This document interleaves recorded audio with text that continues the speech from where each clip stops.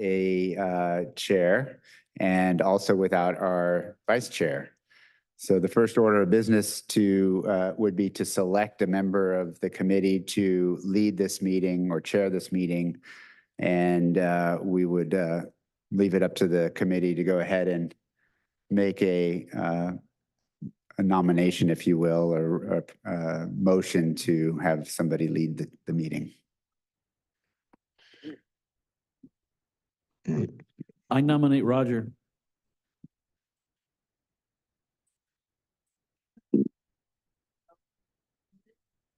Or just a motion in a second.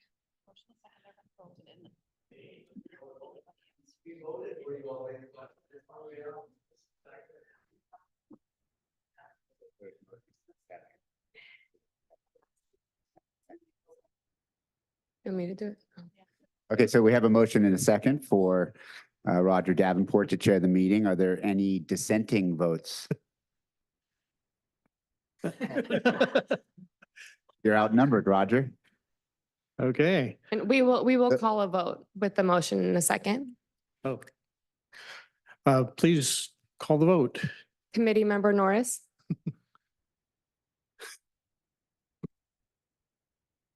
Yes. Committee member Oshley. Yes. Committee member Lasai-Zadeh. Yes. Committee member DeCino.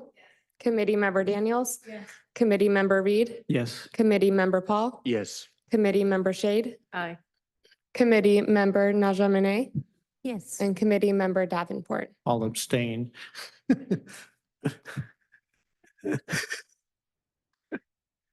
Okay, call the meeting to order. Yes, before we move on with the agenda, we will just take a formal roll call now. Committee member Norris. Present. Committee member Oshley. Committee member Lasai-Zadeh. Right here. Committee member DeCino. Committee member Daniels. Committee member Reed. Here. Committee member Paul. Yes, present. Committee member Shade. Committee member Davenport. Here. Committee member Najamine.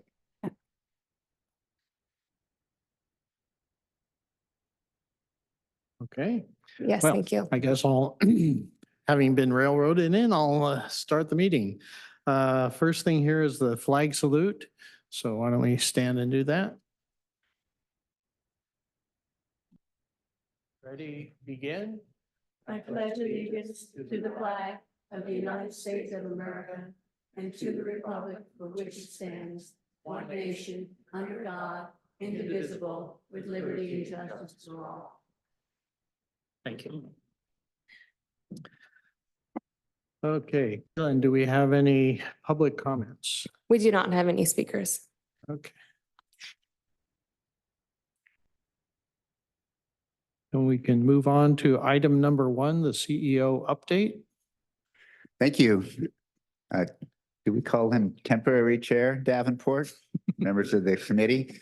So this is the update from the CEO, and I'd like to thank staff for helping to put this all together as always. This is just an update to show some of the activity that we've been engaged in, including an update on the Oceanside and Vista enrollment. Here you see a list of events that have recently been completed that we participated in. Most recently, there was a presentation that I gave to the Carlsbad City Council this week. We have staff attending the diversity in supplier expo that the PUC puts on. It's up in Riverside right now, as well as the en banc for the PUC. And so that's going on today. And then last night, a few of us were at the Del Mar Climate Coalition symposium at the Del Mar City Hall, and that was quite an interesting event. More outreach efforts are going to continue on. We'll be participating in the next San Diego Climate Summit. That's next Friday. Kiwanis Oceanside Pacific Spaghetti Dinner, and a conference, 2 conferences in the end of the month that staff will be attending, including the CAISO Stakeholder Symposium, which is an important event. Just an update on the statistics for the Oceanside and Vista enrollment. As you can see there, we've got a total of 103,000, just north of that, eligible customers, opt-downs to 50%, a total of 238. We have 325 opt-ups. As you can see, the large share of that is the 262 accounts in Vista by virtue of the city of Vista opting up its municipal accounts to the Green Impact product, and the opt-outs totaling just over 4,500 for a participation rate of 95.5%. Here you see the enrollment for all our member agencies by product. The 50% Clean Impact product, you can see there's a total of 672 customers. Obviously, the overwhelming majority are in our default product of 75% carbon free at just about 250,000, and the Green Impact 100% at 880 customers. And again, as a reminder, the 3 cities that have opted up their municipal accounts are Solana Beach, Del Mar, and Vista. I do believe that Carlsbad is currently updating their climate action plan, and that might be a topic of consideration for their council as well.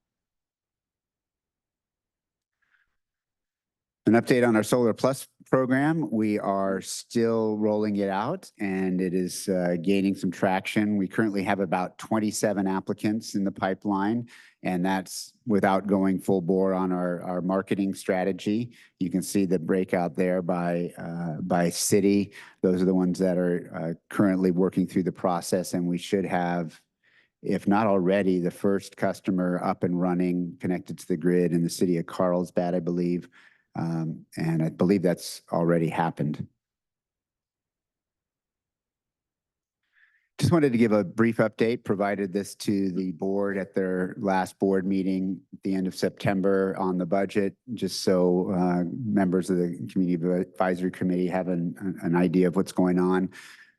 Caveat being, these are unaudited estimates through August of this fiscal year. That's just 2 months into the fiscal year. But the good news is that we're showing revenues through August that are 112% of projected. We're an actual 88.2 million versus a 78.7 million. Expenditures through August are below projections at 99%, with 55 million as compared to the $56 million budget.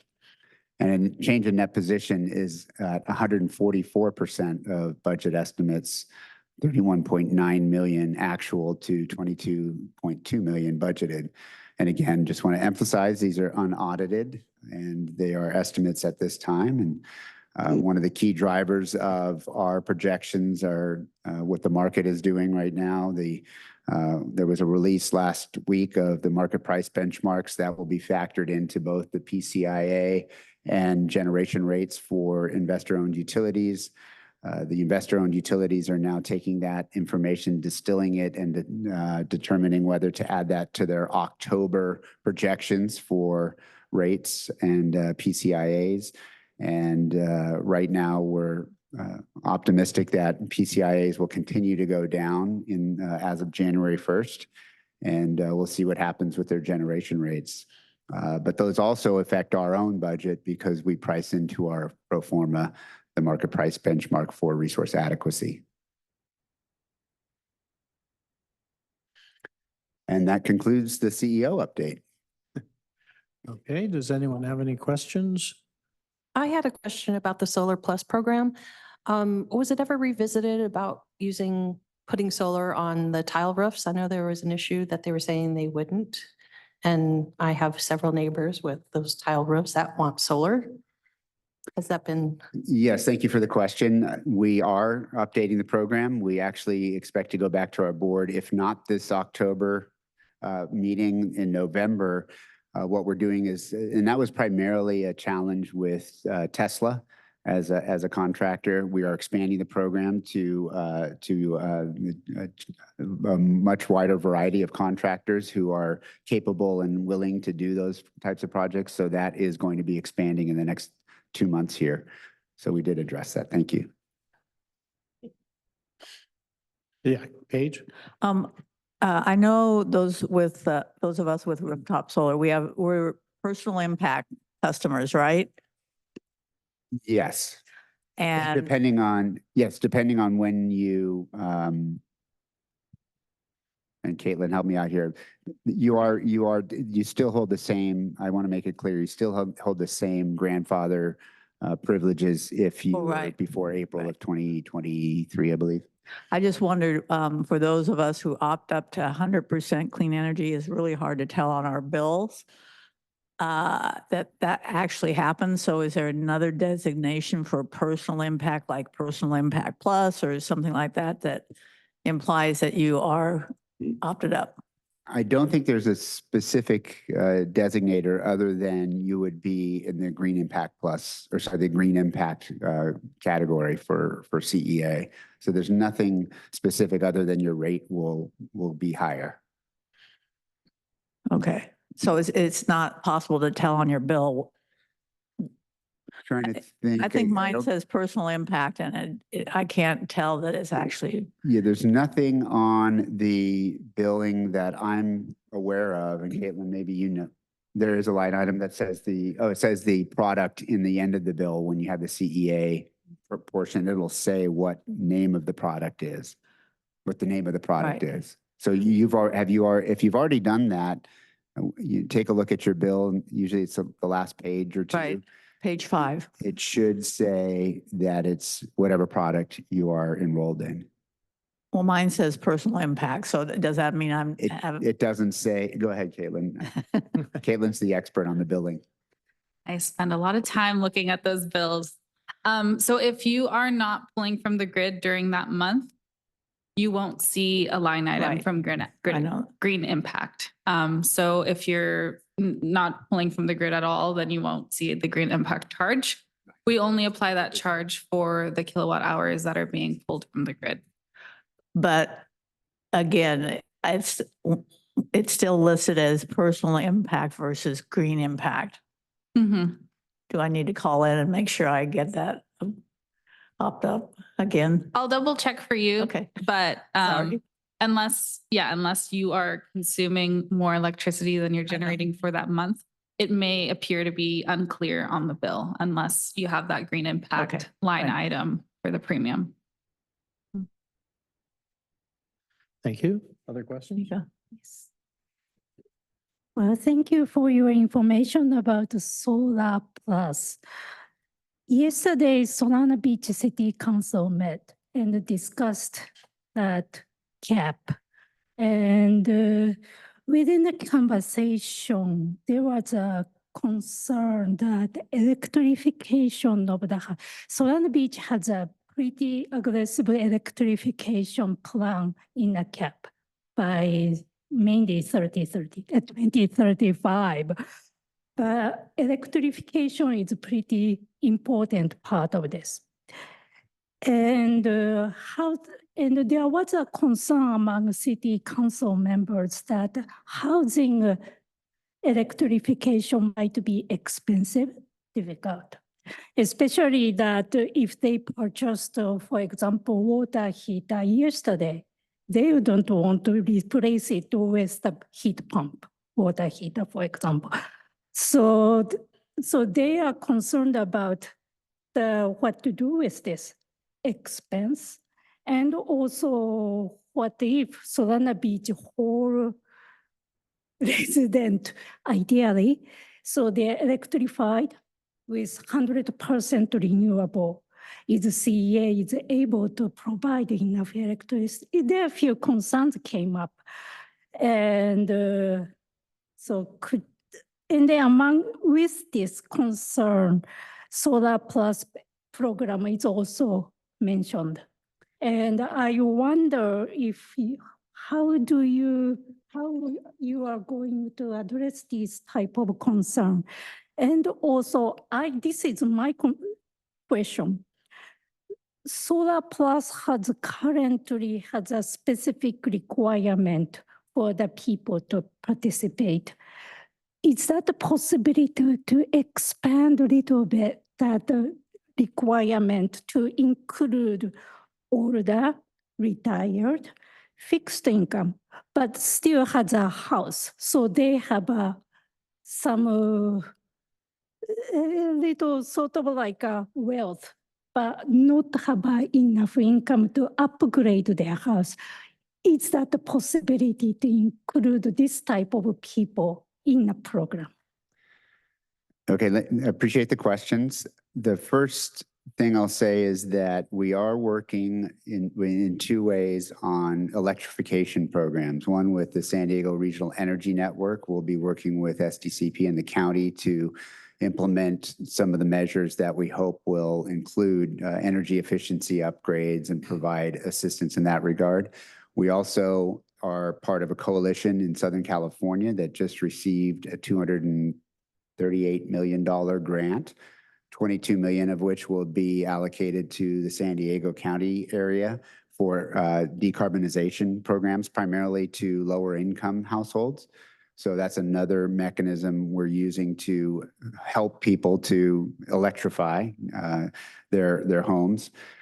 And I would mention, I did in the opening comments about the Del Mar Climate Coalition's symposium last night. I would encourage you to go online to look at that presentation.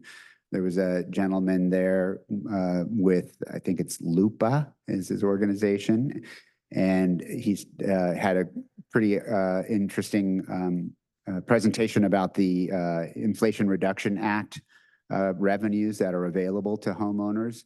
And part of the challenge is to get people aware of those, because there are quite a few economic incentives to the installation of heat pump water heaters, solar systems, batteries, cooktops, those kinds of things. So very interesting, and I would encourage you guys to take a look at that. As far as the Solar Plus and expansion of that program, we are, as part of our going to the board, looking at a state-funded expansion of that, primarily to lower income households.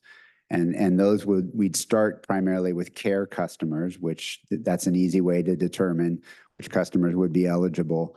That could really help to subsidize the installation of a solar and battery system, primarily for low-income single-family homeowners, which we acknowledge that's a smaller subset of folks. Whether or not there's assistance programs or expansion of the program into a category of people that you described that may not meet those income thresholds, we can always look at that. There's, like I said, there's a lot of grant funding out there right now for decarbonization, for electrification, and it's something we can look at in terms of how to expand into a market that wouldn't be eligible for the low income incentives, but might be eligible for some additional incentives. I would suggest the starting point is the IRA funding options. That wouldn't be necessarily something that CEA would have access to those funds, but we could at least facilitate a program of education into how to take advantage of those funds. Hopefully that answers the question. Thank you. So there, could you mention one more time that group you referring to Del Mar? I believe it's the Del Mar Climate Action Coalition. Well, let me see, I can't remember the name, but we've had, I think. I'm sorry, just one moment. First, I would like to note for the record that committee member Jameson arrived at 1:10 PM. And then, yes, if you'd like to speak, please use the microphone. This is just a group of, we had this problem last time, didn't we? Okay. Yeah, there's just a group of residents in Del Mar, several of whom have really strong ties to UCSD and Scripps Institution of Oceanography. That's not working, is it? No. Okay, there it goes. So we've had a series of symposia on climate change related issues. And the latest one that Greg was referring to was about the transition to clean energy. The others that were really focused more on Del Mar area in terms of sea level rise, health of the ocean, those kinds of issues. They are all taped. Right. So I could send a website, and if anyone wants to see them. Yeah, so it's the Yeah. Thank you for that additional information. It's the Coalition for Adapting to Climate Change in Del Mar at www.delmarclimate.org. And the two gentlemen who spoke last night were Bob Keefe, Executive Director of a company called E2. And the presentation I was referring to is Jamie Scarr, founder and CEO of Luna, not Lupa, Luna Energy Partners. And as was just mentioned, it was a recorded event, so the presentations will be available to view. Oh, Paige again. Greg, you mentioned that there's a lot of grants available. Do those funds have to be distributed like based on the original JPA agreement according to load for each community? Is that applied to grants as well? That does not. No, Okay. those are program funds that are allocated from revenues that Okay. are subject to that Thank you. allocation. Okay, any other comments, questions? Any comments from the public? Did we? We do not have any speakers for item 1. Okay. So let's move on to item 2, which is a review of the ad hoc subcommittee work for presentation to the board eventually. And looks like the EV infrastructure and incentives group is the first one up. Do we have anything to report from them? I believe I'm on that committee and I haven't been in a meeting, so I don't know if we have any news. I don't think we do. Don is the chair and he's not here today. So. Yeah. Okay, maybe move on to programs for disadvantaged communities. Yeah, I would like to actually start something last time when we met, but I need to, as a first step, I need to reach out to 2 city planners, Vista and Oceanside, and be able to identify all the disadvantaged areas. Then I can start moving and reaching out to them without meeting with these planners or city planners. I don't know where to go. So that's in a nutshell. But I'm ready to take off. Okay, Can I- yes, Paige. Just to let you know, Mo, we addressed that to some extent when with the year before with Dwight. And there's, if you look at the report from last year, is there Healthy Communities website? Am I misstating that? I can't remember. But there's some existing websites out there that tell you where different communities are within your city. There should be But do you either a remember? state or a county map indicating low income. Is this list endorsed, or being supported by state, county, or what is it? Just a private group got together and created that No, list? I think it's some governmental. Yeah, because I need to, Agency. I think the best source for me when I was with the city planners know exactly where these areas are located. Yeah, are you Okay. talking about, I'm, Healthy Places Index was Yeah, the name of the, that's There the you go. public health. That's it. I That's just the found it public on my health, so it takes bookmarks. into air quality, a lot, sound, Okay, noise pollution, a lot of factors, but they are generally, unfortunately, in underserved communities where yes. their rates, yeah. All right, so maybe if someone has a website that they can distribute to us, that will help. Okay, moving on to outreach to new communities. Who's the chair of that committee? No, here. No, no one will admit it. I thought it was. The chair for outreach to new was Mo, but I- communities is committee member Liza Day. Oh, I'm sorry. the outreach to new communities group. That's, I was in disadvantaged communities, chairing that one. Not on to my knowledge, I could be lucky in both of them, so. Yeah, I'm sorry, I thought I was a Okay. disadvantage. So am I chair on both of them? No, the chair for disadvantaged communities was Chair Warden. However, since he's no longer Oh, on the committee, if you're volunteering. to take yeah, over. I haven't heard anything, him as a chair to spearheading that, so. Well, Okay, the committee for outreach to new communities, I had committee member Liza Day as the chair, And then committee member Davenport, Jameson, and Decino as members of the committee, Right. the subcommittee. Right. So we should consider your report for that one. Yeah. And we won't have a report on the disadvantaged communities. Seems like maybe we could combine those two at some point I would say so. since we're already in the new communities now. I will align the members and make sure that when I combine them, we still are under the 7 members that are needed to host that subcommittee properly. Okay. Very good. Okay, schools outreach. Okay, just a couple of things. In preparation for our recommendation to the CEA board, we're staying with our recommendation to utilize the Green Champions program for schools in terms of opting out. And also there seems to be continued interest in exploring a way to connect with our students as we build out the rest of our membership cities. I did want to report on 2 sort of political things. The first is Senate Bill 1374. Becker, unfortunately, was vetoed by the governor. And I just wanted to read the statement. While I support the continued growth of the consumer solar PV market, this bill would compound the challenge of electric bill affordability by overturning a key component of a recent CPUC decision adopting these alignment changes. Specifically, this bill would increase the amount that most customers would pay for their own electrical service to provide a rate subsidy to certain customers and public schools that install solar systems on their property. So one of the challenges is that, again, going back to the fact that schools are using public money to build this and would like to be able to have the football field and the elementary school and the other, the district office all be there and benefit from that energy generation.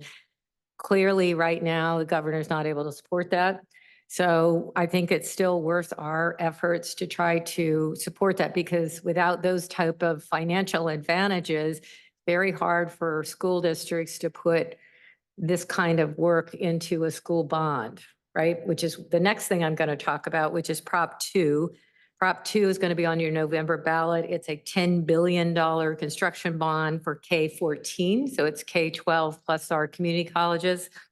That in those type of, in that proposition, it would be matching funds for school districts that are able to get a bond for school modernization. So I would encourage everybody to read both sides of that opinion and make your own choice. But in terms of providing solar and other electrification for school districts, this is an avenue for that type of work, and we've talked about it a lot. So with that, other than that, we don't have any updates on our proposals for 2024 or 5. Okay. Yes.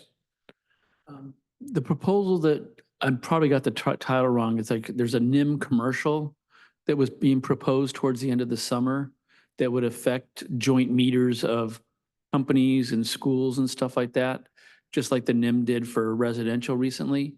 Wouldn't that also be a big negative towards schools because they have multiple meters? And from what I read in the legislation at the time was that you wouldn't be able to connect as multiple meters under one account. So I always thought that that would be another part of school outreach, because if they're not able to joint the meters, it would really turn off the schools from participating also. So did that pass, or did that, I don't know if it was legislation or the PUC? Just a question. Does anyone know? I'm not familiar with that bill. I'll take a look in our database and see if I can pull that up right now. But as far as I'm aware, there's nothing that would preclude, nothing that's recently been signed or that was proposed that would preclude a governmental entity from a billing system like a rate like an RES BCT, where you could have multiple meters under one account. But I'll have to look into that. Yeah, I'm just aware of the decision in November 2023 that ended the ability for schools and other multimedia customers to aggregate their solar power generation. So I don't know. Hmm. Maybe we should look into it. I'm just letting you, I guess my overall report is really just the governor vetoed the legislation that we talked about at our last meeting. Okay. Any other comments on that? Well, that does allow Carlsbad, because they have a bond for HH, so they'll be able to use these matching funds on Prop 2 and finish the solar installation at all the schools. This is good if we pass Prop 2. That's why it's Yeah, good. and I just, going back to that, we are a district who are waiting on matching funds. There's $3.5 billion out there that's sitting, waiting to be funded. The one thing about California is that's the way, those propositions that you see on your ballot, that's the way we fund school construction. Unfortunately, that's the way we do it in California. So it's an opportunity. So I would just encourage everyone and anyone listening and our citizens to just make sure you read and make a decision on that proposition. But there's money already sitting there where schools are waiting for those matching funds, and we're one of them, I know. Yes. So, Okay, thank you. Okay, the last subcommittee is the Green by 2035 subcommittee. Yeah, I think I actually gave a pretty extensive update at the last meeting, but our report is done. I have gone through all of the data that we received. And, basically the problem areas that were identified were ones that we suspected based on feedback we'd gotten earlier, but that marketing campaigns, social media promotions, major public relations efforts to encourage CCA members to opt up have really not been all that effective. They're very minimally effective. But what I did, a lot of these CCAs they're basically throwing everything against the wall. They're not stopping any of those things, but none of them individually are able to really push the needle significantly. But they did have some recommendations. The feeling is, and they're actually San Jose's CCA hired someone to do some research on this. So we have some really good data on it. And basically, there are a number of factors that were identified that appear to sort of to stymie the efforts to get people to opt up, and perceived value, especially when existing rates and cost of living are high, lack of understanding and therefore confidence in the CCA model, just not a thorough grasp. They haven't been around that long, so it's not surprising. Customer inertia and perceived low priority concerns about the reliability of renewable energy sources. Again, anyway, these all sort of kind of, come together and create a problem in terms of getting people to opt up. So some recommendations that we would make, that if staffing, if and when staffing allows, to maybe increase public awareness of CCAs, importance of the value and value of opting up. I have a number of collateral pieces that other CCAs have used. The postcards, and some have done videos. They've done a lot of different things. So there's really no reason for us to kind of reinvent the wheel. But again, it's not, more outreach, op-ed pieces maybe with CEA board members, CAC members, partners in the community. It requires a more proactive effort, that to kind of turn around that perception. But there's also a very clear perception relating to cost that we're not going to be able to turn around right now, realistically. And then in terms of the outreach events, which we've had a lot of, some of the recommendations were that we really try and, like for Earth Day, partner with, a local organization that is involved in Earth Day. and have a booth, you know, at Balboa Park or wherever. And that kind of thing, that kind of partnering up with a like-minded organization can make a difference in terms of getting people to opt up, because you've already got people there who are already positively predisposed. And also, Tracy mentioned this before, but customers who've already transitioned to EVs and or have solar installations at their homes and they haven't opted up to 100% renewable, they're like the low-hanging fruit, you know. So and a couple other things that a couple of people said, you know, your board is lucky that you have this community advisory committee. We don't have a committee like this. You know, what can we do? Can we play a stronger advocacy role?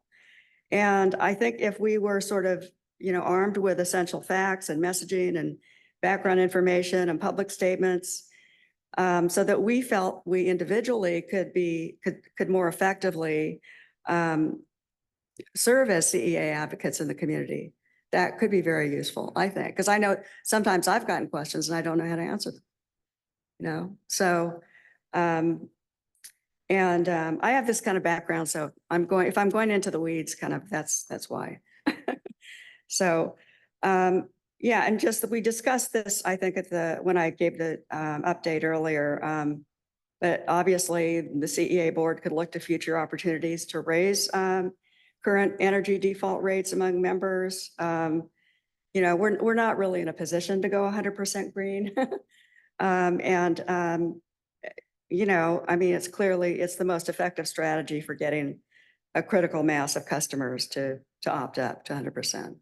But, you know, by 2035, I think there's the requirement that we are there.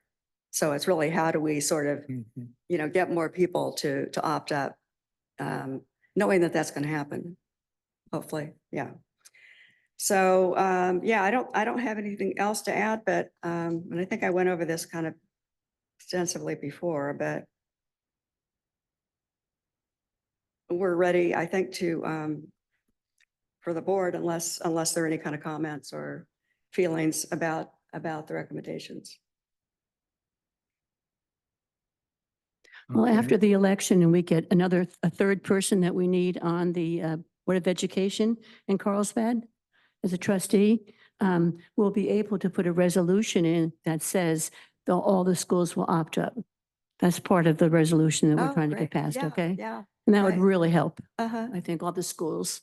Yeah, and I think most of the cities, their municipal operations are, well, many of them are 100%. Yeah, Right. Not all. Not all, yeah. Yeah, Paige? Dolores, in talking to other CCAs in the state, was there a push for the individual members to opt up within their cities? You know, like Encinitas has 100% clean energy. And I mean, everyone can opt back down to the default. Oh, yeah, the thing is, there's just nothing really. Nobody's doing that. Well, no, even surprisingly, even in a place like Marin, they're having the same problems. Okay. It's a kind of a national problem, actually. It's not just us. Yeah, but we have, you know, distinct issues. Well, I guess I'm just thinking if the cities take a bold step to up their 100% Yes, target. yes. If they do, then that handles it. That Right. reverses or not. I mean, that's our goal. But like Marin is actually still getting new members, and they're requiring that any new members that come on board have to be at the 100% renewable level. So we could do something like that. I don't know how many new members we're going to get, but you know, there are definitely options like that. Yeah. Okay, yes.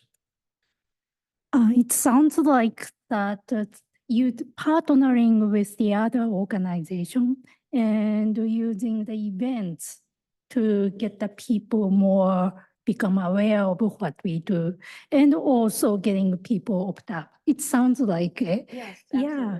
Right. And so there is one of the organization I know, it's a switch is on the org.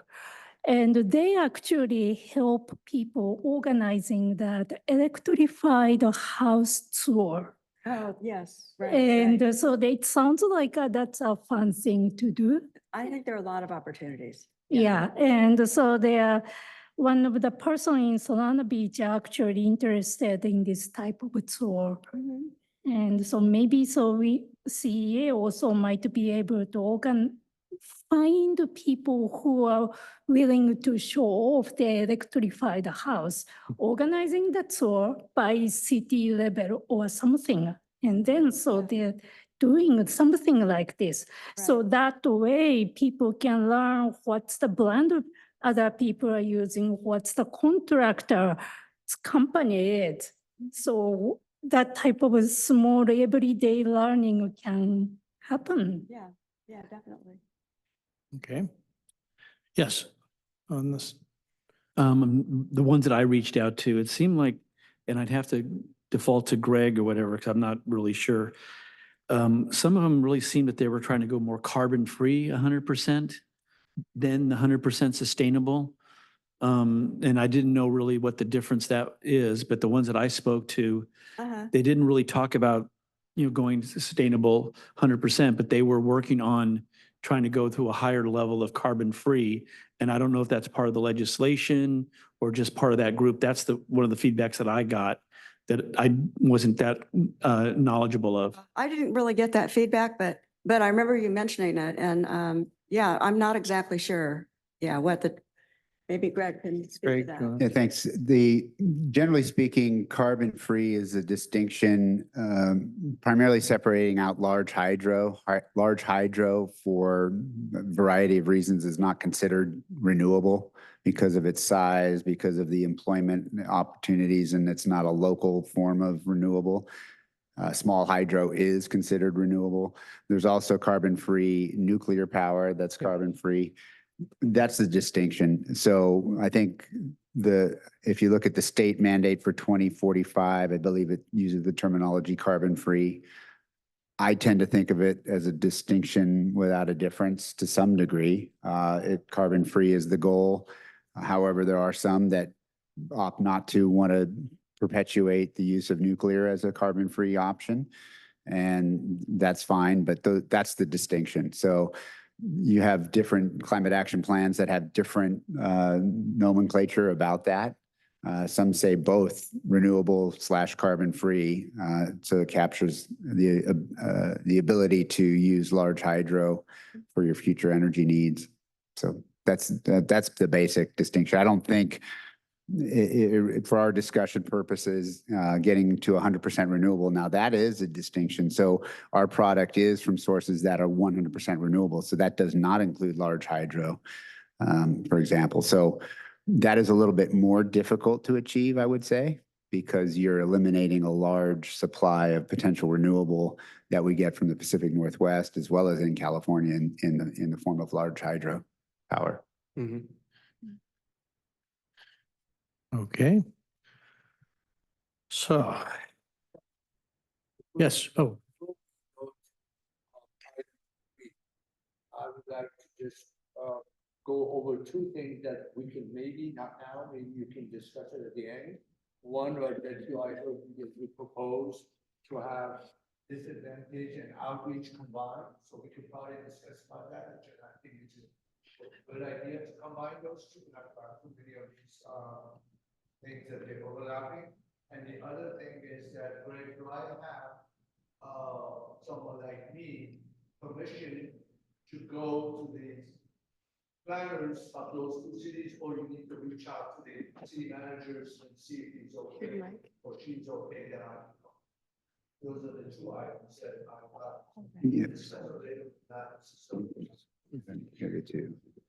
If I can just address your first question. Yeah.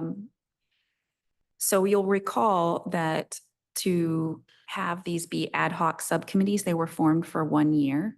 So they will be all terminating on December 31st. And then I would expect, if the committee would like it, to be on the agenda for the February meeting to have a discussion of the work plan and potential formation of new ad hoc subcommittees. In terms of interacting with members of staff, ideally, I think that should go through our staff so that we have an awareness that that's taking place. Typically, what we do and my protocol in general and what we've done, we've been engaging our member agencies, sustainable programming staff, environmental staff. My approach is to let the city managers know before we reach out so that they're aware of that, to say we will be engaging if you have any interest in participating. And I generally like that kind of engagement to come from me so that we follow somewhat of a hierarchy protocol. Having been a former city manager, I know I appreciated that when agencies were working with staff to be notified. So if there's an interest you have, just reach out to us directly and we'll make sure we go through that channel.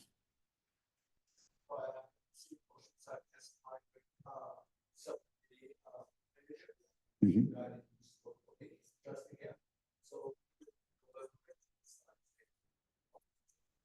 Great.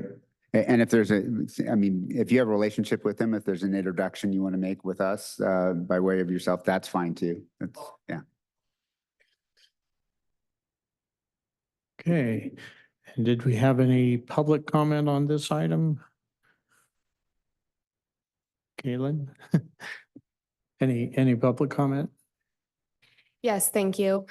I did receive the final report from the Green by 2035 subcommittee. It was a template, I believe, that was distributed last year to help outline the reports for the work of these subcommittees. So if it's okay with that subcommittee, I can send this as a template for the other subcommittees to put their work into writing on this outline in preparation for when the chairs of these subcommittees do report to the board the work that was completed this year.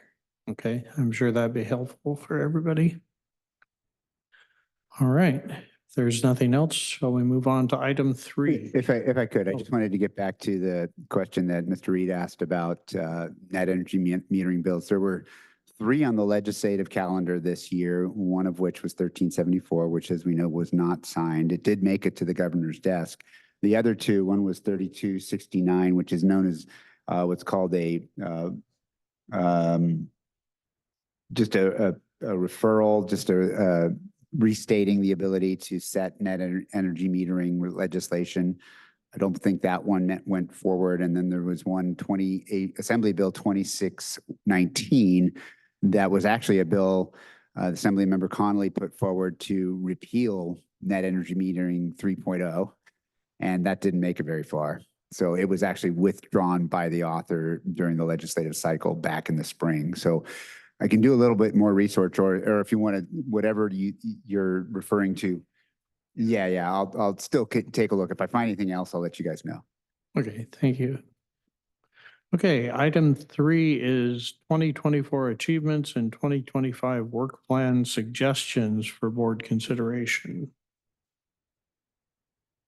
So. Just wanted to point out that we provided on this screen up for you the existing work plan that shows the items that were from each of the meetings that were discussed. And it is this format that we'll continue to use. We'll take input from the board, or sorry, the committee, and bring it forward to the board for action, and then review with you at the beginning of next calendar year. And did you have something? I was just going to note before we move on and we give our suggestions, please make sure before you begin to speak that your mic is turned on and it is as close as possible. We're not all the voices are transferring onto the online video.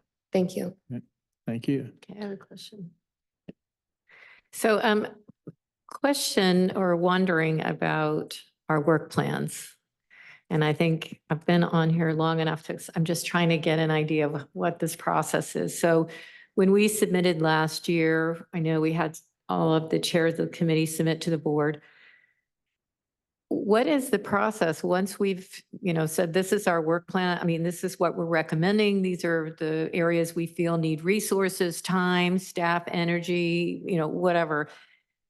I am not aware that we got something back that said no, yes, no, no, yes. So I feel like I'm in a little bit of Groundhog Day. I'm going to be back doing the same thing again. What is the response that we should expect from the CEA board once a recommendation has been made? Because I don't know that we have the energy within the representatives here to do the work that we're suggesting. We're just making those recommendations to the board. Yeah, my understanding is so the way this would work is we take those recommendations, we put them into the framework of the meeting schedule that you see on the screen and take them to the board for their review, either at the November meeting or the first meeting in January. So they can say, okay, that's a fair representation of what we'd like them to work on. And they do take input from staff as well. And then we bring that back to the committee at their February meeting. There's nothing preventing a member of or members of the community advisory committee from going to the board meeting at which this will be discussed. If there's something of vital import that you think the board should be prioritizing, that can be made known to staff during this process, or it can also be made known to the committee or to the board during their deliberations. So that's the way I envision it or have been advised it works. If there's something that we're missing, perhaps, I'm all ears to hear what that might be and how we might better prioritize the items you'd like to have Yeah, I think the discussed. challenge is just, we seem to be sending it out to the universe and we don't know if it's been a good thing, marginal thing, a no. This is not where we don't have resources for that or something like that. So I guess the reason why I'm asking is because we're coming up on our second year of those presentations. And so that's where my interest is. I'm not pushing an agenda or anything. I'm just kind of wondering about the process. There's another question. Thank you. Well, I just wanted to chime in on that subject. In the past, the executive director was making some comments at a board meeting. It says the CAC is recommending, like, for instance, we have somebody on staff work with grants. And so she would bring that up to the board, say, hey, CAC said and I agree, and here's what I would like to do. And then she might come back at the next meeting here and say, hey, I talked to the board about what you guys said, and they said yes or no. So we were getting more of that feedback in the past. Yeah. Paige? So Greg, at the Carlsbad Council meeting, I believe you said there was $600,000 set aside for programs. Did I get that right? That's correct for this fiscal year, For this For year. this upcoming fiscal year, this current one, yes. which is 24, 25. Correct. Okay. So one of my frustrations is that I'm not sure that any of our recommendations have been implemented to this point after 4 years. And I'm just wondering if we could say in our work plan, kind of following up on what Deborah was saying, that we want to make sure that, or do the best we can to come up with recommendations for programs that would take advantage of that fund within the next fiscal year. Because I'm hearing from Deborah that we don't really know what resources are available for us. And if we could say, well, there is this pool of money now, and you're free to kind of recommend programs that could utilize those funds. Yeah, I think one of the issues has been that until this year, there wasn't staff to send money to, and there wasn't a budget for programs. So we're kind of picky starting with this year with that sort of stuff. Yes. So, yeah, it would be great if we know the impact that our suggestion can make. And one of the things that I'm wondering is how specific recommendations that you may need to make you make it easy for you to implement it, or board member to implement. Like we recommend this type of a program. Right now, our suggestion is kind of broad and in general broad and general and sometimes a little vague, I totally. So that sometimes my recommendation is, it would be, is it easier for us to make a little more specific recommendation, like you can do this, like in this city, this type of a program, and so targeting this population, that type of a thing. Of course, that might also make it difficult for, I don't know if any of us have energy to do. So that's actually my dilemma. And so the reason I'm saying this is because I also, in that some to Climate Action Commission in Solana Beach, I was told that it is easier for the city council member to pick up our recommendation if that is a little more specific and sounds like a little more low-hanging fruit, basically. So what is your expectation for us? What type of recommendation makes it easy for you to go? Greg, is it okay? Can I just make a point of clarification because I'm confused? We've spent this whole year working on these subcommittees with recommendations. Are we not supposed to look at those recommendations as being part of what we move forward? But is it premature because the board hasn't approved them yet? But well, I think that's part of what we would Yeah. like to hear is those recommendations from those subcommittees. Right. The work plan that I envision, or from my looking at what I've seen here, is that this is a higher level area of direction that we provide to the board. The board then says, okay, here are the things that we want you to work on with input from staff. And there was a good point raised about the availability of staff up until this year was very limited. So I guess moving it slightly away from having specific implementation measures coming from you all, I think the idea is you bring back what you're hearing and experiencing in the community. You bring it to us as, okay, these are the things that we're hearing. We then inform the board, staff informs the board of those are the things that we're hearing. These are the subcommittees of area focus that the committee wants to focus on by virtue of that engagement with your own community. And then the board directs us to say, okay, these are the specific things that we want you to do to address those concerns. Coincidentally, we're currently working on a work plan for staff to discuss with the board so that the board can then direct us. Those are the priorities that we feel are important and you're on the right track. So I think this will dovetail nicely with how we implement our own staff work plan, is to hear from the community, feed it to that information to the board, and then come back to the committee to say, here are the areas of concentration that we'd like to work on and get feedback on as we go through the year. So I don't sense that the system is not working properly. I think we've done a pretty good job of trying to address some of the specific issues. I mean, one of the things that just came up tonight was, or today, was the issue of our Solar Plus program and can it be expanded in two areas. One, to address the rooftops that currently aren't being accommodated by our current contractor, and two, to expand it to a battery-only position for people who already have solar, both of which we're doing. And so those are just two examples of within the context and the ability and the bandwidth of staff to get the things done that we hear from you all, because you have your feet on the ground, you're in the community. And so I think rather than your work plan being a specific level, here are the details, you have areas of concern, and then over the year, within those categories, we distill down, okay, what are the specific things we can use to address these higher level priorities? So that's the way I would envision it.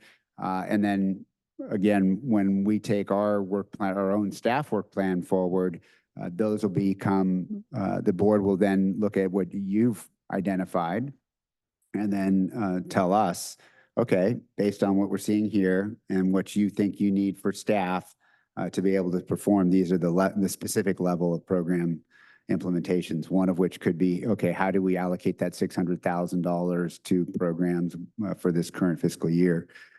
I will add that the board at the last meeting did have a specific discussion about the allocation of those funds, as was brought forward by members of this committee about PCIA and the inequity of the PCIAs throughout our service territory because of the vintages, right? And so we took that forward to the board. The board had a discussion about that. As it turns out, doing a PCIA rebate because of the allocation methodology by load made no sense, because the cities with the highest PCIA have the highest level of customers that we would want to benefit. And so it diluted the benefit down to like $7 per customer, which is not going to be meaningful to anyone. So getting into a little bit of detail, but I want you to be rest assured that within the bandwidth we have with staff, we are taking your comments and your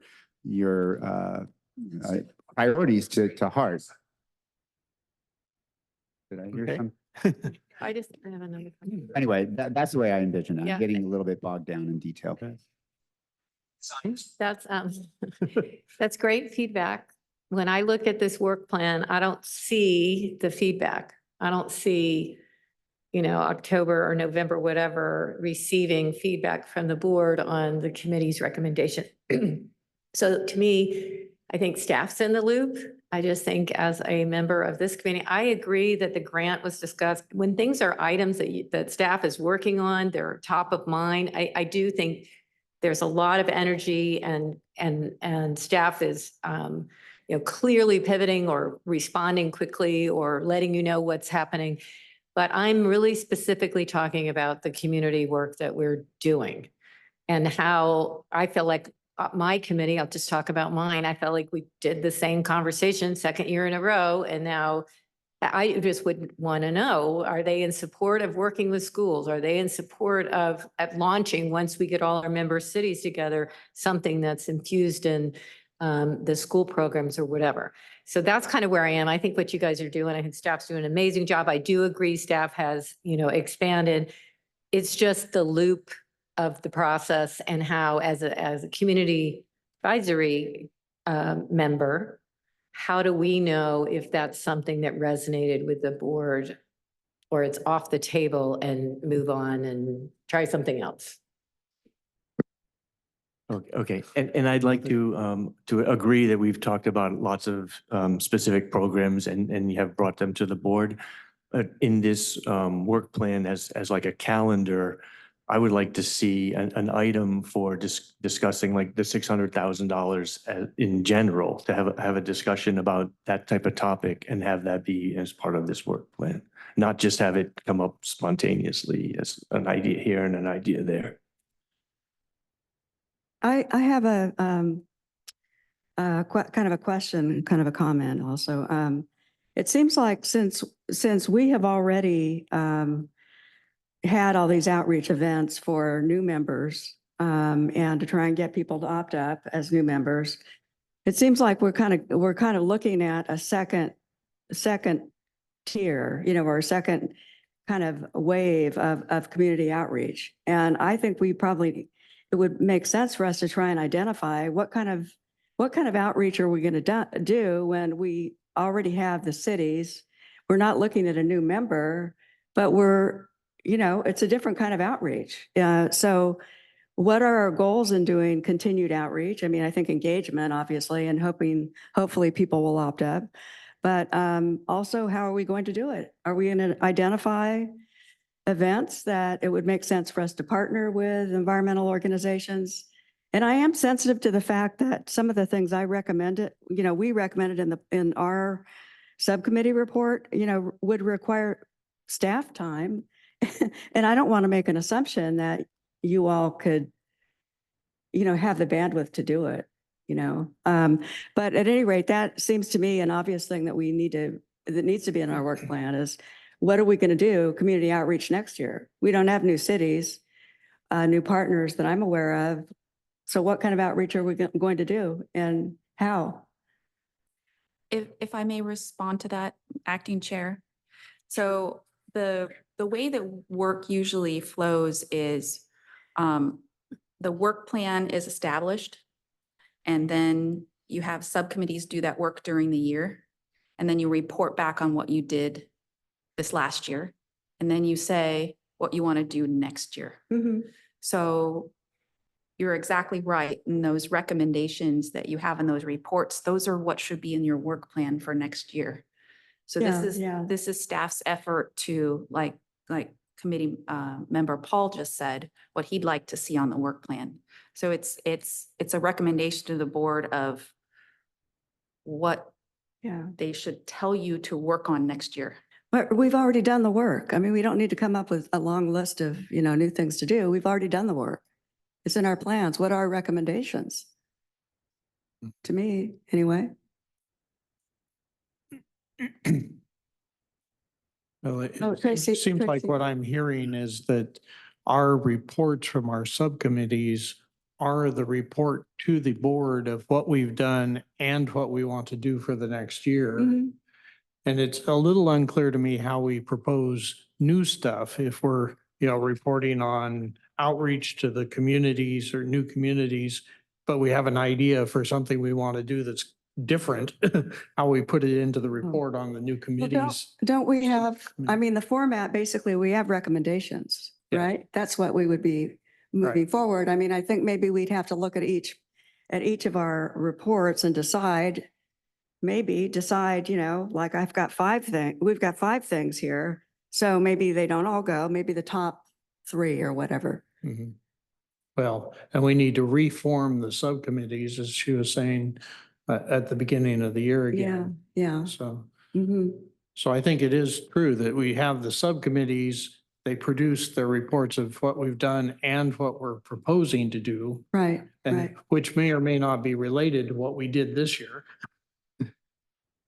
I think that's how we get our input to the board, and that, if I'm understanding it correctly. But yeah. I think what it comes down is like almost 3 parts, is now we've got the money to use for programs. What's in our recommendations that could assist with those programs? Mhm. And then also too, with what Greg said, is what is in their staff programs that we could assist with making recommendations or reviewing. I mean, the easy one is that, the Solar Plus, you've already been responsive about the battery and the roofing and stuff and expanding that. And I think that's kind of came out of our, somewhat on the Yeah. edges of our sub programs and stuff. And I think we kind of need to piggyback off what the staff's work program is and what could we help on, and pick out what we have in our reports that could help with, programs going forward. Like I have one thing that come up that I remember you brought up a grant that a while back we piggybacked with somebody for a grant. Was it for EV chargers or something? I'd like to see some feedback come back to us sometimes, where if we did apply for a grant, where that was. But I thought you had an RFP or somebody come forward with wanting to work with us on those. And I think maybe we should, so I think some of these titles come up with maybe a subcommittee regarding grants, a subcommittee regarding the Solar Plus and what other avenues. And then also to the outreach Yeah. of different things. But I think the outreach is going to change now Yeah. from the newer cities to an outreach on a specific program or a specific subject. Yeah. Right, starting to produce programs to meet the community's needs. I have a question for Elizabeth. I'm just wondering about the procedural part of the recommendations that each subcommittee comes up with now to be part of the work plan. How do we actually work on that next year? Is it through a new subcommittee, or Yeah. how does that work? So right now we're collecting recommendations for what will be included in the recommended work plan. And then the board will approve it, maybe with changes. And then the approved work plan comes back the next time to you all, and you say, okay, the board asked us to recommend how we should use the program funds. So maybe you would want to establish a subcommittee to work on providing recommendations to the board on how to use the program funds. And then the subcommittee would report on what the recommendations they would have to the board. And it's a work plan by work plan item. And that's how you get it to be an ad hoc subcommittee as well, right? You're working on a specific task for a specific period of time. And then when that task is over, for this example, when you've made those recommendations to the board, the subcommittee is dissolved. And then you work on the next thing. So I'm just looking at the calendar for next year. We're scheduled to meet again in January, is that correct? No, December, sorry, February. So, We don't have an adopted calendar for Right. 2025. This past January of 2024, it was on the board agenda to receive a subcommittee report. So the chair of each subcommittee from the previous year came and gave their report to the board. And there was also an item adopting the 2024 calendar. We are anticipating a similar format this year at the January board meeting. okay, so we're going to wait until February to hear back from them on what they think we should be working on. Is that correct? Okay. All right. Most likely, that's what we anticipate. Okay, all right. So do we wait until then to do the work plan? Or? No, No. so I guess what I would be helpful we do have one report from one committee that was very helpful in identifying recommendations that we can then feed back to the board. It'd be helpful to have one from each committee so that we can distill that down, present it to the board. And just, again, I'm getting bogged down a little bit of detail, but it was just talked about in terms of we've already expanded. But part of our work plan is centered around customer retention, because that is still a very real issue.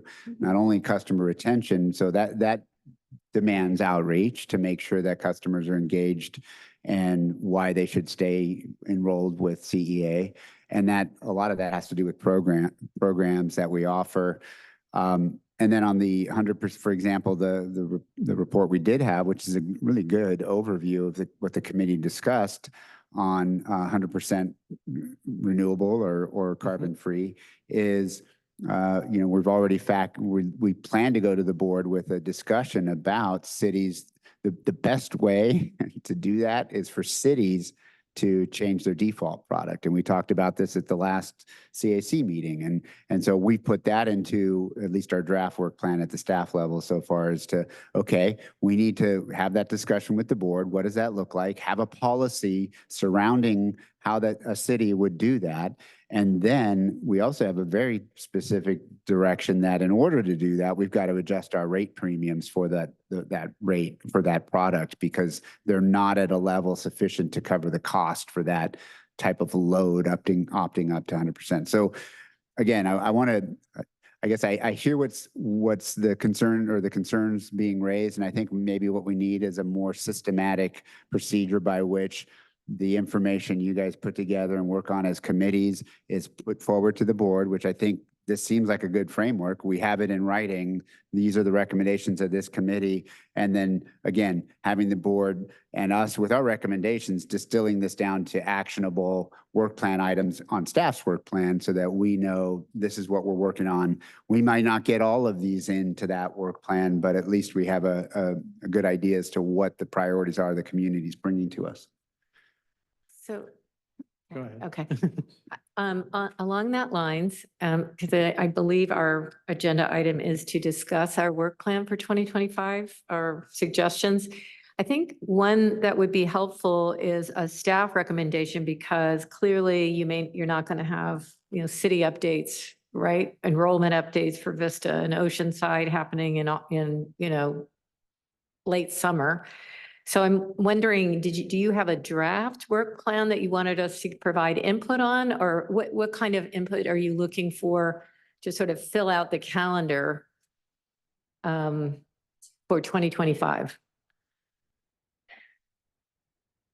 I think having what I'm looking at from the green, 100% green by 2035 committee is a really good starting place. I'm looking at it in writing. You have a mission statement, you have recommendations. If we had one of those from each of the committees, we could then say, okay, board, here are the recommendations. Here's what we're hearing from our committee members, from our communities, essentially. And these are the recommendations that we, are already working on by virtue of having these discussions with the committee.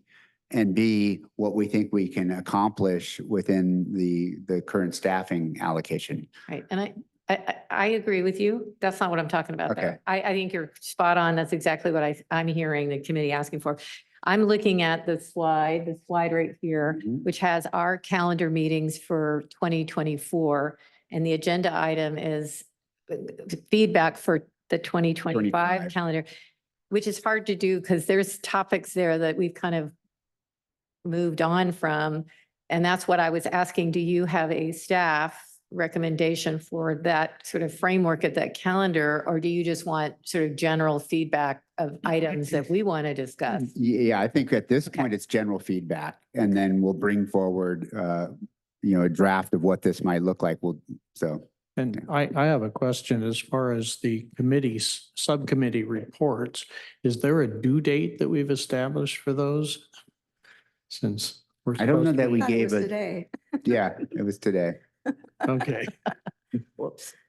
because it says receive updates from the committees. It didn't say receive final reports from the committee. So I think that would be a good distinction to make in the future, maybe. But so But go ahead. other comments? I or- will say, I believe, typically item 2 was added to the agenda as a standing item at the request of the committee. And so typically without that item, it would have been from the work plan to review the subcommittee work. However, with the requested item, it did kind of blend into the same item. But we do have here in item 3 to discuss the achievements of the subcommittee work. Yeah, so I think we just kind of missed on that. Yep. Kevin? So moving on to 2025 work plan suggestions, I have something that's been on my mind a lot lately, and I think we need to discuss it here. It doesn't fit into any one of the buckets that we have already. It may be for a new work plan, a subcommittee next year. That is energy storage. I know I don't think we have does CEA have or should they have a policy for energy storage? So CEA purchases power. We go out with an RFP and we say we want 10 megawatts. What goes out with that RFP? Do we have policies for renewable in this area, transmissions? Should we have a policy in there as well for energy storage? In other words, location, size, safety. It's a hot topic, and it's as we get more and more green or renewable, we're going to need to store it. And we need to do it smartly. I'm a proponent of it. I have storage I've installed on our campus. And there's a right way and there's a wrong way. The developers are going to come in and it's just a money grab for them. But we need to do it right for the community. So it's something that's been on my mind for a while now. And I don't know if the CEA has any policy for that. If that's a question, our policies are largely driven by our requirements for meeting resource adequacy and midterm reliability components that the PUC has handed down. So when we go out for solicitations at this point in time, we seek battery or generation and battery at the same time. So that's part of our protocol.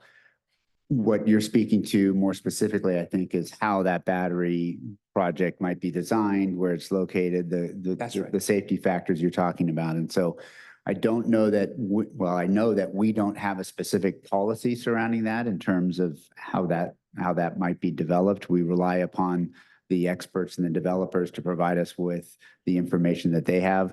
However, I can say that the regulations surrounding storage have changed. They do provide for more safety and enhanced fire control and those kinds of things as of the most recent energy code iterations. And then we're also seeing advancing technologies on battery storage that are non-lithium phosphate. They're Thermal. devoid of thermal runaway potential. And so we constantly work with energy developers to ask them about those new technologies. As far as a policy goes, we don't have a policy, and that is something that we're discussing internally with our board members and with our staff about how we approach that, because we know it's a very real concern that is coming up in our member agencies. It is, and it's going to be more and more, and they're going to be throughout our community. So we just need them in industrial, not residential. And so that if we just nail down a policy saying this, at least we've done our part, because we're purchasing that power from you. We want it to be safe. So maybe it's a subcommittee for next year or something, but I'd like to get that somewhere in everybody's mind, because it's going in your neighborhood. Yeah. So I think that goes a long way for us helping disadvantaged communities, because Absolutely. they're not going to be putting those standards in place. That's right.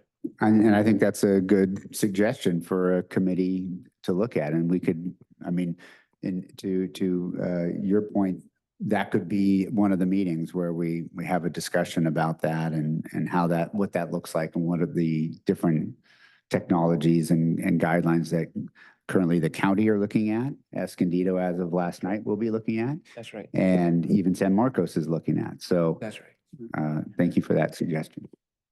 Maybe we can talk to the fire department. Yeah. So Absolutely. it all goes down to that. We have an expert I work with at the campus, and he's going to help us at San Marcos.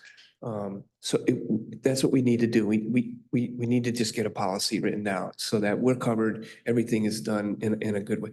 It's mainly lithium is 90% of the industry, right? We even have lead acid. We have thermal. There's all different types of energy storage. So we need to kind of get that policy down wherever this type can go here, that type can go there, so that we don't get caught off guard like we are now by developers.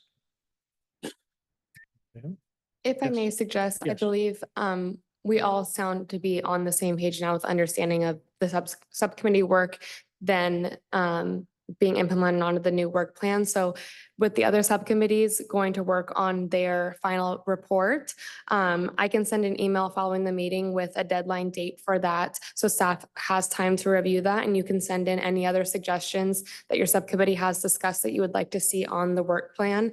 And then staff will discuss and do our best to draft a acceptable work plan to take forward to the board. Okay, yeah, that sounds like a good way forward, Okay. since we don't have all the And- subcommittee reports right Can I now. just ask a question? And when will we choose the subcommittees for next year? When do we do that? March of next year. So you're not required to form subcommittees. Oh, yeah, You okay. can- But the ones we want to form. Yes, but if you Right. want to do them, you would do them after you receive the work plan. So maybe at that same meeting. Yeah, okay.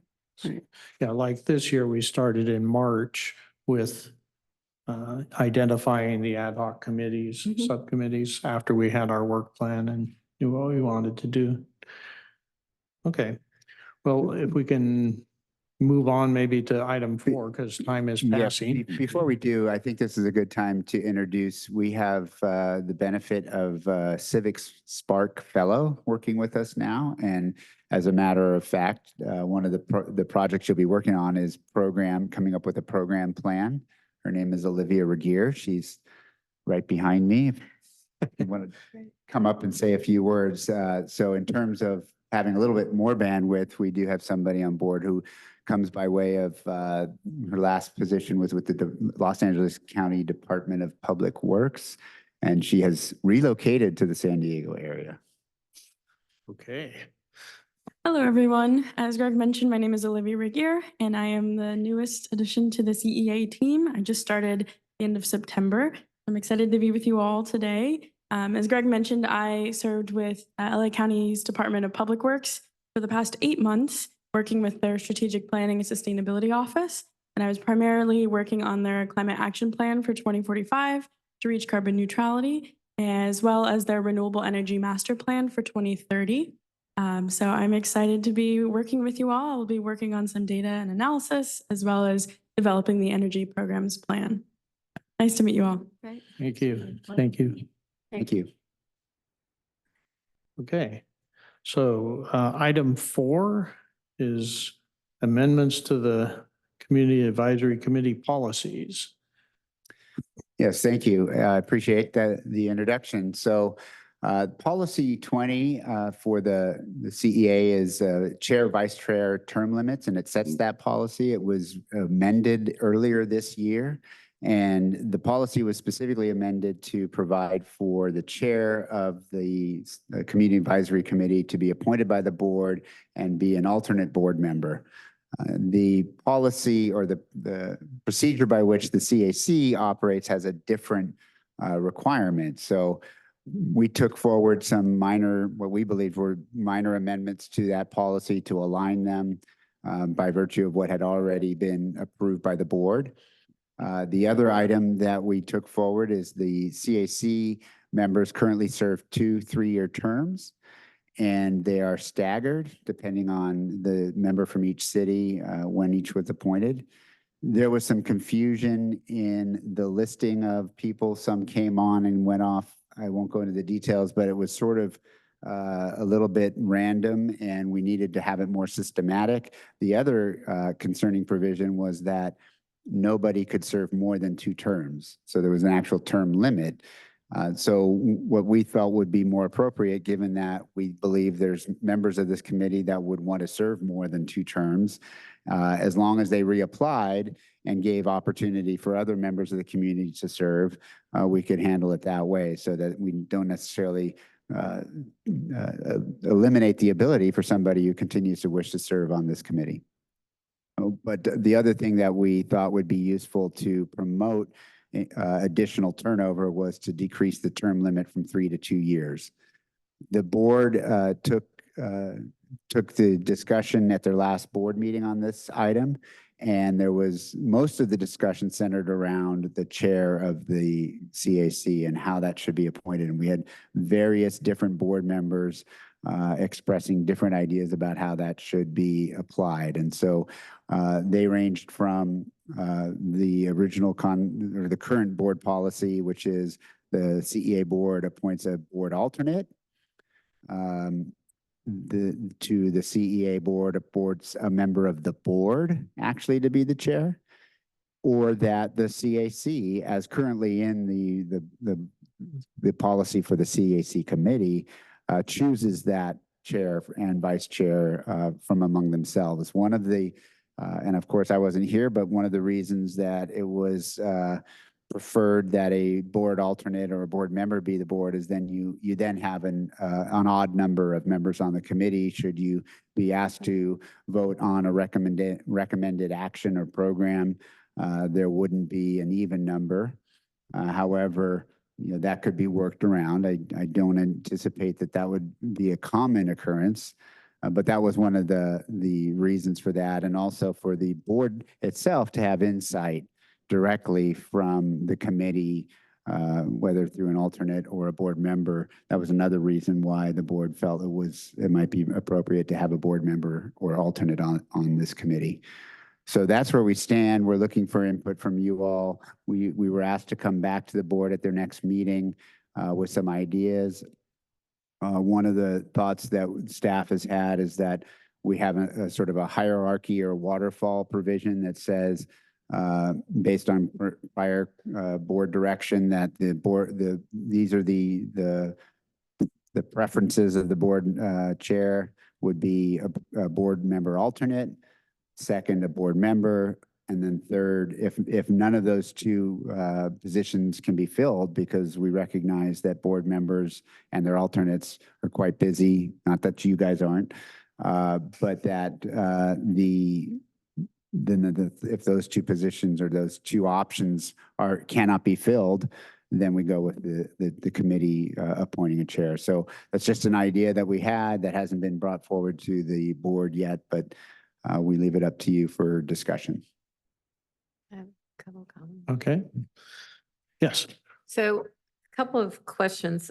First of all, having somebody sit on the committee from the board, even if it's an alternative, I think provides a through line to the board.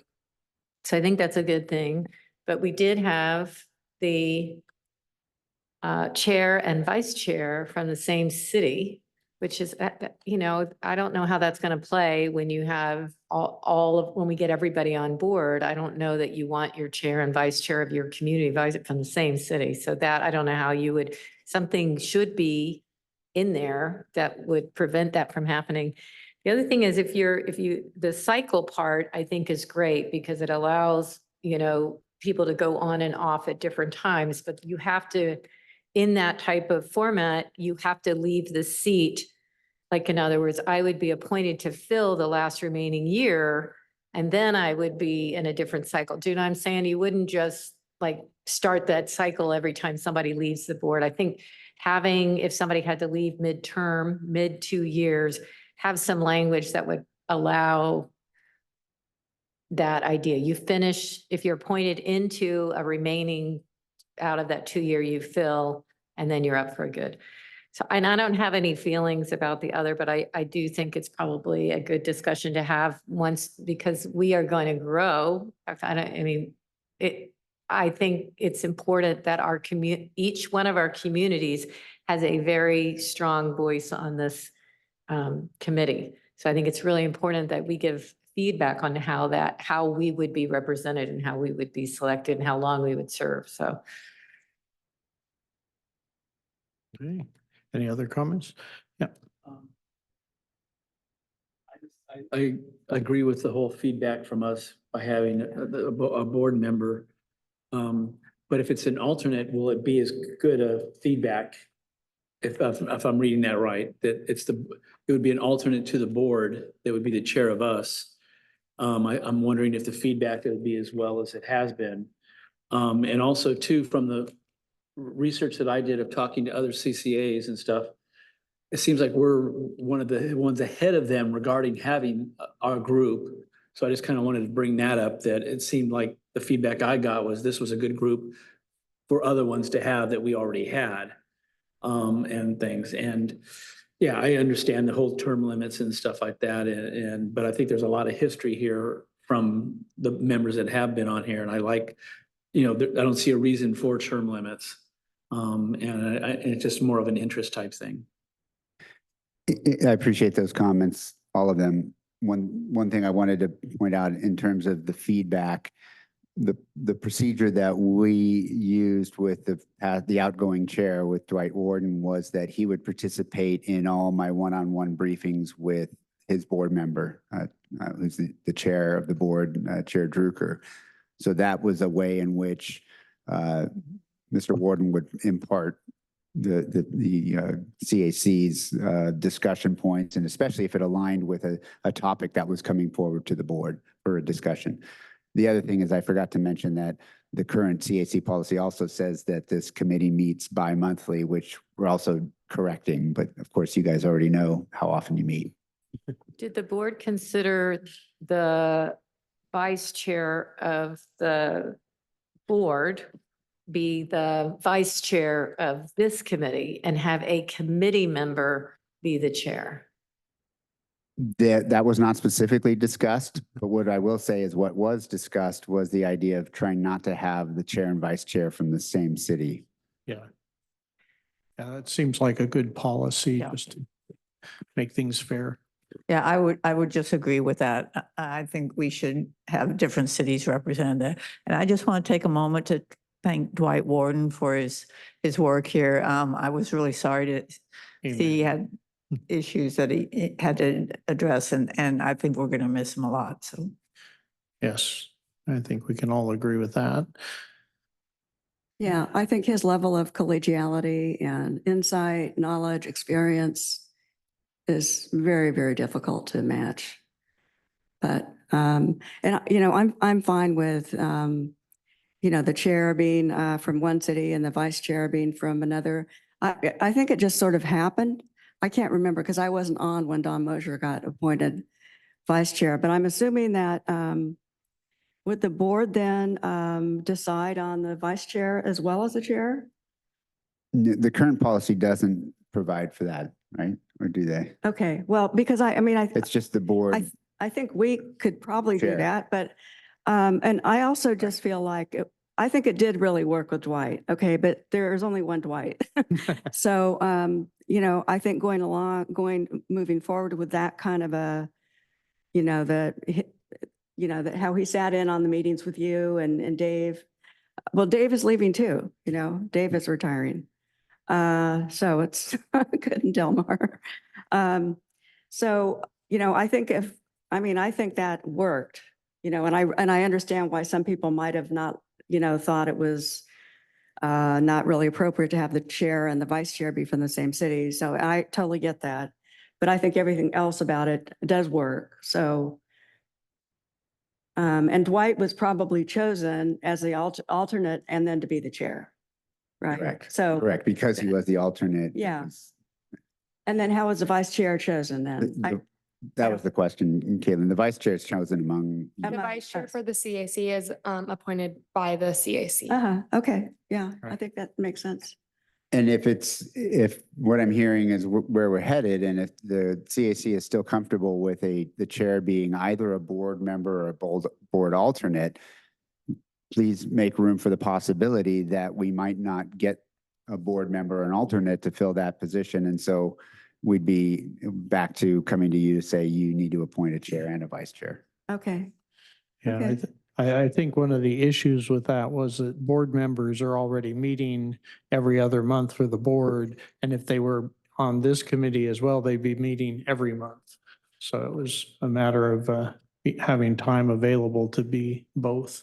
The board does meet every month Mhm. and the CAC is every other month. Oh, sorry. It's okay.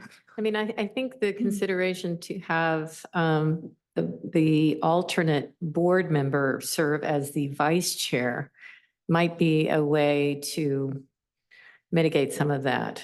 I mean, look, Dwight and Don were amazing. And the fact that Dave was the head of, the head of the board, having that through line with Delmar. When I was first on here, we only had a couple of cities. We've really grown. It's just a Right. different animal now. But I just, if the challenge is like what Greg said, the time capacity for the alternate board member of our board, maybe that serving in that vice chair would still leave leadership from the committee, from the community to be leading the committee. And it's just a thought. I don't think any of us have any issue Why- one why- way or another. I'm not sure I understand you completely. So why couldn't the alternate be like Dwight? On the committee, appointed by the board. And then just as Dwight was, and then we choose the vice chair.